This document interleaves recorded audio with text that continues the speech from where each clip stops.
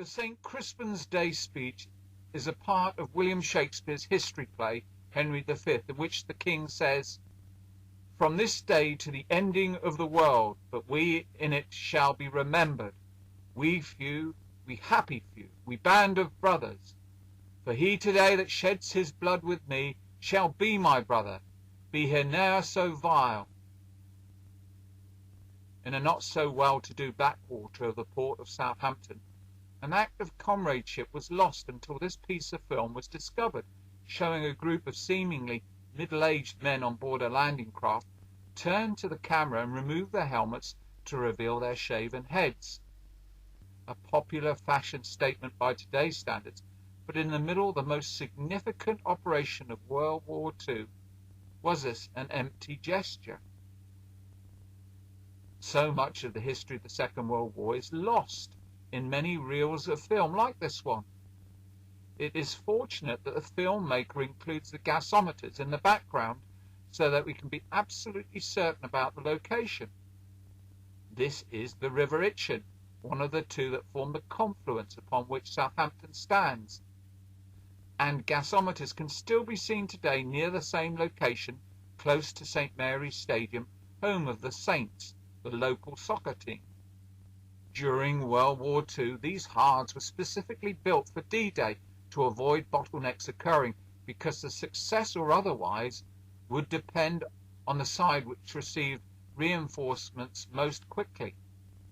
Because of the size of the port and the extensive quaysides, Southampton was used by British and Canadian forces on D-Day, but mainly the US afterwards, and there is film of the British Special Service leaving from this same hard.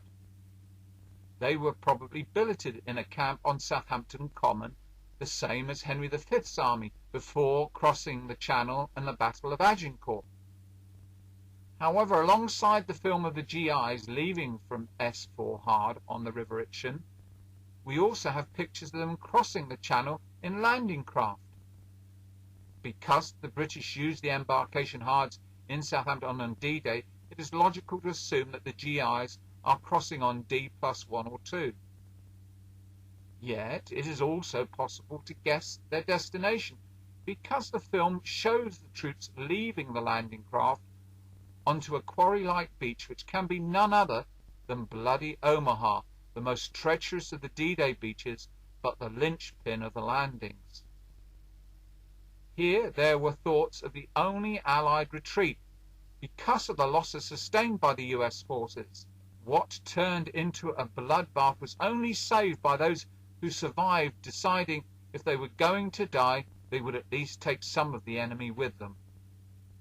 The biography of the SS Jeremiah O'Brien, the last Liberty ship, describes how the merchant sailors in the port of Southampton at the time heard about the bravery of the US paratroopers who put on native war paint and wore Mohican haircuts.